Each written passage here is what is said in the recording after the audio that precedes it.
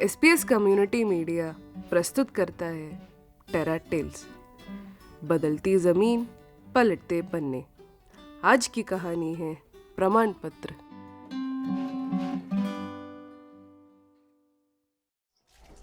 पापा papa mummy papa का तो हाथ पैर भी नहीं ले रहा। उठो उठो उठो, हे भगवान काय हुई गयो एकदम से। अभी तो अच्छा था। उठो उठा मंगू, थर काका का आवाज लगा तो। भादर काका दौड़ो जल्दी आओ, देखो पापा काय हो गयो, वह आंखें भी नहीं खोली रहा। ले मंगू उठा तो उधर से। कैलाश जल्दी मोटरसाइकिल निकाल लो। भाभी तुम माथा तरफ हाथ लगाओ। कैलाश गाड़ी और पास ला। भाभी तुम दूसरी गाड़ी से आई जाजो, हम इनका अस्पताल ले जाई रहा।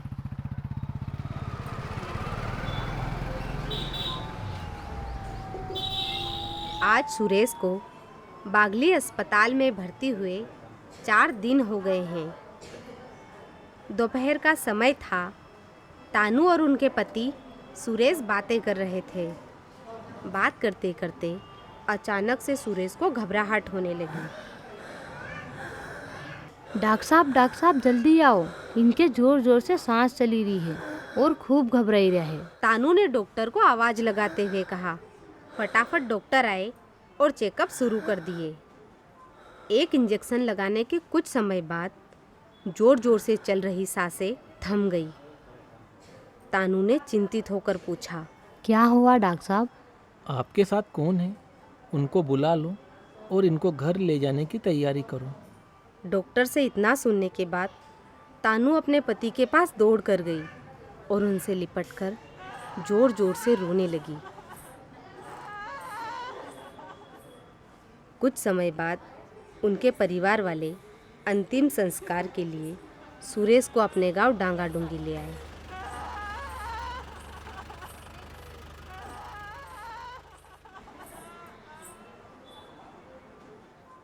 पति के जाने के दुख के साथ साथ उन पर 4 बेटियों और एक बेटे के पालन पोषण की जिम्मेदारी भी आ गई।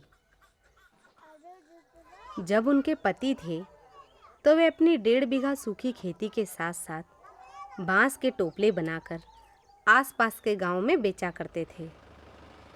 सोयाबीन और गेहूं की कटाई के समय वे मालवा जाकर दाढ़ की मजदूरी भी किया करते थे, जिससे उनका घर चल जाता था।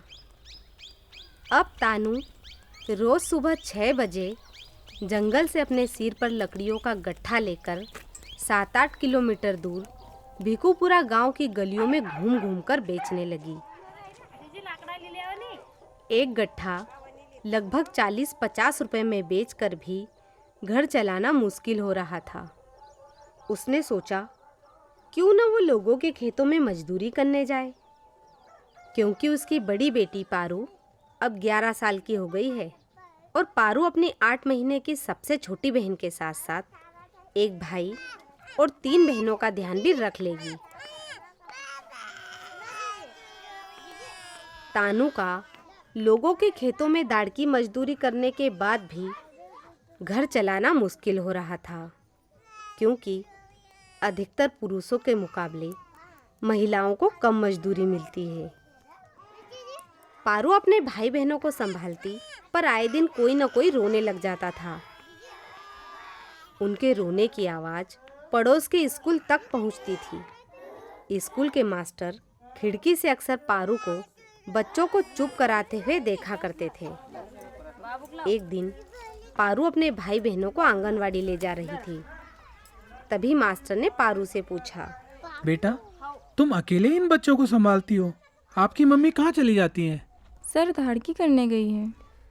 बच्चों को रोजाना इस तरह परेशान होते देख डांगाडूंगी के सरकारी स्कूल के मास्टर ने तानू को मध्याह्न भोजन बनाने का काम दिलवाया। अब तानू खाना बनाने के साथ साथ अपने बच्चों का ध्यान भी रख लेती है। स्कूल से मिलने वाली तनख्वाह से उनके घर की आर्थिक स्थिति सुधरने लगी। तानू स्कूल के रसोई घर में खाना बना रही थी। तभी हर दिन की तरह आंगनवाड़ी कार्यकर्ता निर्मला उनके पास आकर बातें करने लगी।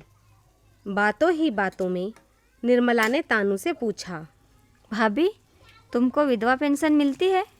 नहीं तो कौन सी पेंशन? मुझे तो कोई पेंशन नहीं मिलती।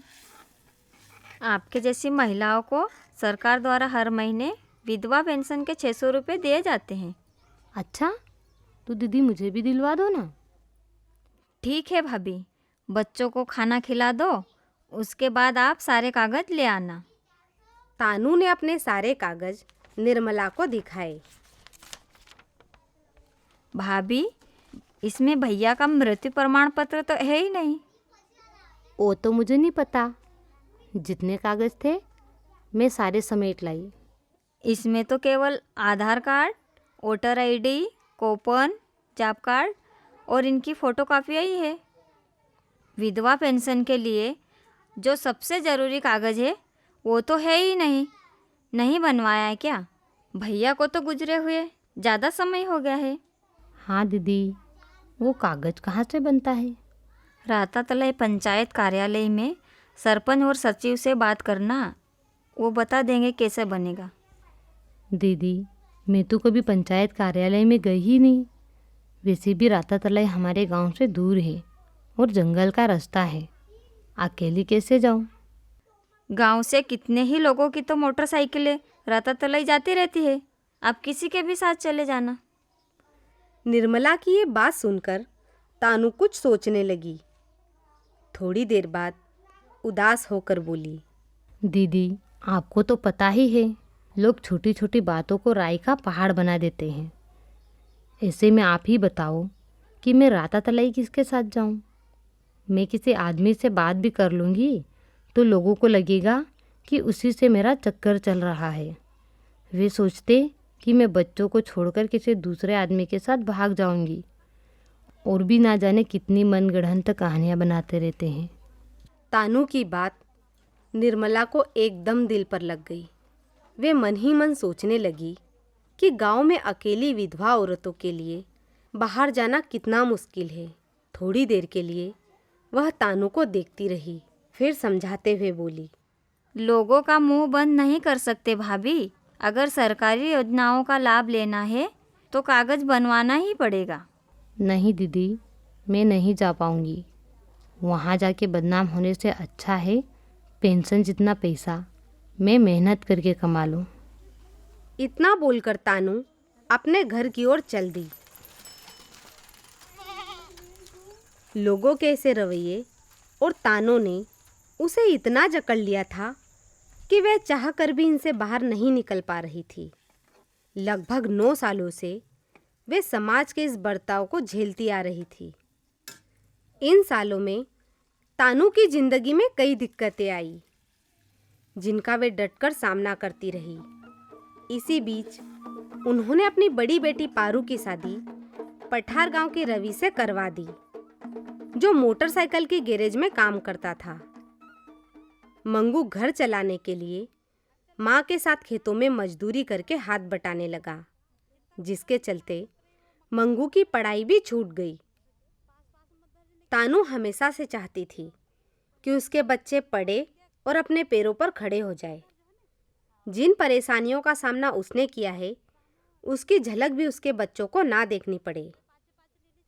परंतु तानू की आर्थिक स्थिति इतनी अच्छी नहीं थी कि वो अपने सभी बच्चों की पढ़ाई का खर्चा स्वयं उठा सके। उसको डर था कि कहीं मंगू की तरह घर के कामों में उलझकर तारा की पढ़ाई भी न छूट जाए। इस डर से उसने तारा को अपने जेठ की बेटी के साथ पिपरी सरकारी छात्रावास में भर्ती करवा दिया, जहां तारा ने 6ठी से 8वीं तक निःशुल्क पढ़ाई की। पहली बार तानू के घर में किसी ने 8वीं कक्षा पास की है, इसलिए वे बहुत खुश है। अब तानू चाहती है कि तारा 8वीं के बाद की पढ़ाई भी उदयनगर सरकारी छात्रावास में रहकर पूरी करे। तारा, सारा कागज रख ल और जल्दी तैयार हो जा, थारो जीजाजी लेना आतो ही होएगा। उनकी बेटी तारा आज कक्षा 9वीं में एडमिशन के लिए उदयनगर जा रही है। लगभग 10 बजे तारा अपने जीजाजी के साथ उदयनगर छात्रावास में आवेदन करने के लिए निकल गई।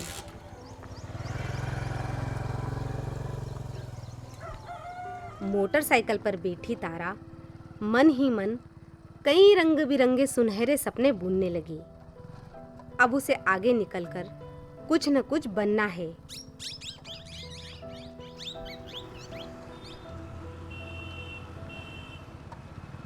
करीबन 11 बजे तारा छात्रावास पहुंच गई और अपने सारे कागज लेकर कार्यालय में गई। मैडम, मुझे छात्रावास के लिए आवेदन करना है। ये लो फॉर्म, इसको भर दो और साथ में अपनी अंक सूची, आधार कार्ड, समग्र आईडी, जाति और आय प्रमाण पत्र के साथ साथ पापा के आधार कार्ड की फ़ोटोकॉपी भी लगा देना। मैडम, फॉर्म भर दिया और आपने जितने कागज बताए थे सारे लगा दिए। मैडम ने तारा के एक एक कागज देखे। यहाँ ऊपर तुम्हारी और नीचे तुम्हारे पापा की साइन करवा लेना। जैसे ही मैडम ने पापा के साइन का बोला, तारा का खिलखिलाता हुआ चेहरा मुरझाने लगा। वो उदास मन से बोली, मैडम, मेरे पापा तो शांत हो गए हैं। ओह, तो फिर उनका मृत्यु प्रमाण पत्र लगा दो। वो तो मैं लाई ही नहीं। कोई बात नहीं, 10 दिन के अंदर जमा कर देना, फिर हम तुम्हारा आवेदन आगे पहुंचा देंगे। बेटा, छात्रावास में सीटें लगभग भरने वाली हैं, पर तुम चिंता मत करो। अगर तुम समय पर पापा का मृत्यु प्रमाण पत्र जमा करवा दोगी तो प्राथमिकता तुमको ही दी जाएगी। और हाँ, अगली बार मम्मी को साथ लाना, यहाँ पर उनका साइन लगेगा। जी मैडम। छात्रावास में आवेदन करने के बाद तारा ने उदयनगर के सरकारी स्कूल में अपना दाखिला करवा लिया और घर के लिए रवाना हो गई। वो जैसे ही घर पर पहुंची, तानू मुस्कुराकर पूछने लगी, भर्ती हुई गई? हाँ मम्मी, स्कूल में दाखिलो जमा हुई गयो, पर छात्रावास में मैडम ने पापा को मृत्यु प्रमाण पत्र मंगवायो है। वो तो मैंने बनवायो ही नहीं। मम्मी, मैडम ने 10 दिन को बोलियो है, अगर वो नहीं मिलियो तो छात्रावास में हमारो नाम नहीं आएगो। अरे मगर निर्मला दीदी ने बहुत बोलियो थो कि मृत्यु प्रमाण पत्र बनवाई लो, पर मैंने उस समय बात टाल दी। हाँ, अब उनका से बात करी ना बनवाई लूँगी। अगले दिन ही सुबह तानू निर्मला के पास पहुंची और हड़बड़ाते हुए तारा के एडमिशन की स्थिति बताई। दीदी, तारा को छात्रावास में नहीं रखा, उदयनगर स्कूल कैसे जाएगी? इतने पैसे भी नहीं हैं कि रोज़ बस के लिए किराया दे सकूं। भाभी, मैंने पहले ही बोला था कि बनवा लो, पर आपको तो अपने से ज़्यादा लोगों की पड़ी थी। दीदी, तब बात पेंशन की थी, अब तारा के भविष्य का सवाल है। ठीक है भाभी, वो आरती दीदी अपनी आंगनवाड़ी में आती रहती है ना, मैं उनसे बात करूँगी। वो समाज प्रगति सहयोग संस्था में काम करती है। आधार कार्ड, पात्रता पर्ची, विधवा पेंशन और भी ऐसे कई कागज बनवाने में वो लोगों की मदद करती है। 1-2 दिन बाद आरती आंगनवाड़ी विजिट के लिए डांगाडूंगी में आई। निर्मला ने तानू के पति के मृत्यु प्रमाण पत्र के बारे में आरती को बताया। उस समय तानू भी आंगनवाड़ी में बच्चों को खाना खिला रही थी। पूरी स्थिति जान लेने के बाद आरती ने तानू के घर जाकर पूरे कागज देखे। कागज देखकर आरती ने तानू से कहा, हम कल रातातलई पंचायत कार्यालय में जाकर बात करेंगे। अगले दिन ही आरती के बोलने पर तानू मंगू के साथ पंचायत कार्यालय में गई। आरती ने पंचायत कार्यालय में सारे कागज सचिव को दे दिए।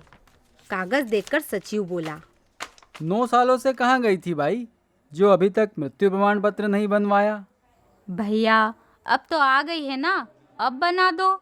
इनकी बेटी के एडमिशन के लिए 4 दिन में देना है। अरे मैडम, गांव में अधिकतर लोग सही समय पर अपने कागज नहीं बनवाते और जब ज़रूरत पड़ती है तब हाय तौबा करते हैं। मैं भी गांव में सभी को यही बात समझाती हूँ, पर लोग ध्यान ही नहीं देते। लेकिन तानू दीदी की समस्या अलग है, आप बना दीजिए। इनके पति की मृत्यु को 9 साल हो गए हैं, इसलिए वो यहाँ नहीं बनेगा। इनको बागली लोक सेवा कार्यालय में जाकर बनवाना पड़ेगा। भैया, पर आंगनवाड़ी वाली दीदी ने तो बोला था कि यहीं से बनेगा। बाई, पंचायत में प्रमाण पत्र बनाने का नियम मृत्यु के बाद 21 दिन के अंदर का ही होता है। मैं आपके पति के नाम का आवेदन बना देता हूँ। आप जो भी वकील करो उसको ये दे देना, वो बनवा देंगे। लगभग 11 बजे का समय था। आंगनवाड़ी में निर्मला अपने रजिस्टर में कुछ लिख रही थी। तानू खाना बनाने के लिए बच्चों की गिनती करने पहुंची और पंचायत में सचिव की बात बताने ही वाली थी कि उसी समय आरती भी वहां पहुंच गई। दोनों ने निर्मला को सारी बात बताई। उनकी बातें सुनकर निर्मला बोली, बागली कोर्ट में मेरी पहचान के एक वकील है, उनसे बात करके देखती हूँ। उसी समय निर्मला ने वकील को फोन लगाया और प्रमाण पत्र बनाने के बारे में पूछा। हाँ, बन जाएगा। 3000 रुपये लगेंगे। उनको सारे कागज लेकर बागली कोर्ट में भेज देना। इतने पैसे तो मेरे पास नहीं है दीदी। वकील साहब से बात करके थोड़ा ऊपर नीचे करवाओ नहीं। निर्मला ने तानू की स्थिति वकील को बताई तो उन्होंने अपनी फीस 2000 रुपये कर दी। दूसरे दिन ही तानू अपने बेटे मंगू के साथ मोटरसाइकिल पर बैठकर 25 किलोमीटर दूर बागली कोर्ट में वकील के पास पहुंच गई और सारे कागज दे दिए। कागज देखकर वकील बोले, लो, इस एफिडेविट पे साइन कर दो। और आपके साथ 2 गवाह हैं क्या, या उनकी भी साइन करवानी थी? नहीं है। ठीक है, मैं किसी और से करवा लूँगा, आपका काम तो हो जाएगा। वकील साहब, प्रमाण पत्र कितने दिन में बन जाएगा? भाई, अभी तो कागज़ मेरे हाथ में ही है। यहाँ से लोक सेवा केंद्र जाएगा, वहाँ से 10-15 दिन में आदेश जारी होगा, फिर तुम्हारी पंचायत में जाएगा, और इन सब में कम से कम 1 महीना तो लगेगा ही।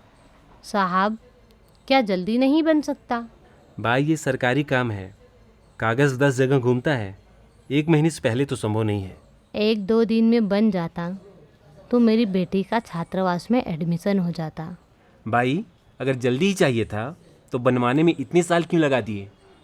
वकील की बात सुनकर तानू दुखी हो गई। वह मन ही मन खुद को कोसने लगी। काश वे पहले ही प्रमाण पत्र बनवा लेती तो आज उसकी बेटी तारा को छात्रावास में प्रवेश मिल जाता।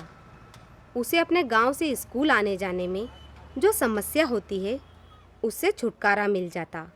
साथ ही रहना, खाना पीना और स्कूल के अलावा अलग से शिक्षकों द्वारा पढ़ाई की सुविधा भी मिलती।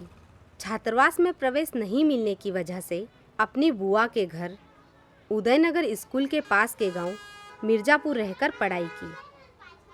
लगभग 1 महीने बाद तानू के पति का मृत्यु प्रमाण पत्र बन गया और कुछ दिनों बाद तानू को हर महीने 600 रुपये विधवा पेंशन भी मिलने लगी। इससे वे तारा के किताब कापी और स्कूल में लगने वाले छोटे मोटे खर्चों को चला रही है। अब वे आने वाले साल में तारा का एडमिशन छात्रावास में करवाएगी।